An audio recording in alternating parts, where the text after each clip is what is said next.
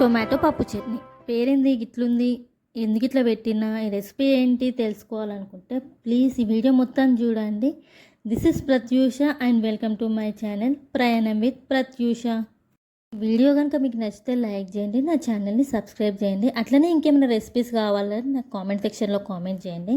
ఈ రెసిపీకి కావాల్సింది మెయిన్గా మంచిగా దూరగా మగ్గిన టమాటాలని మంచిగా వాష్ చేసుకున్న తర్వాత సన్నగా పొడిగా కట్ చేసుకొని మందపాటి కడాయిలో ఆయిల్ కానీ నీళ్ళు కానీ వేయకుండా ఓన్లీ టమాటాస్ మాత్రమే మగ్గించుకోవాలి. అది కూడా లో ఫ్లేమ్లో మాత్రమే మగ్గించుకోవాలి. ఈ నీళ్ళు కూడా 90% ఇంకిపోయిన తర్వాత దాంట్లో కచ్చపచ్చగా దంచిన ఎల్లిపాయలు, ఉప్పు, కారం కూడా వేసి కలుపుకోవాలి మొత్తం నీళ్ళని ఇంకిపోయేదాకా.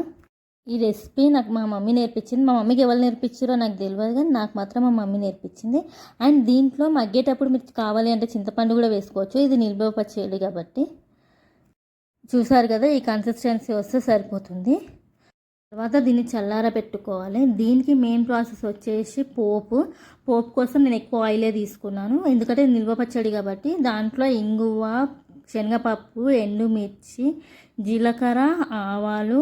దీనికి మెయిన్గా కావాల్సింది ఎక్కువ కచ్చపచ్చగా దంచిన ఎల్లిపాయలు, తర్వాత ధనియాల పొడి, కొంచెం జీలకర్ర మెంతుల పొడి అండ్ పసుపు. ఇవన్నీ నూనెలో బాగా వేగిన తర్వాత చల్లారబెట్టిన టమాటా పేస్ట్లో కలుపుకొని వేడి అన్నంలో తింటే మస్తు ఉంటుంది. అట్లనే దోశ, చపాతి దేంట్లోకైనా కూడా బాగుంటుంది.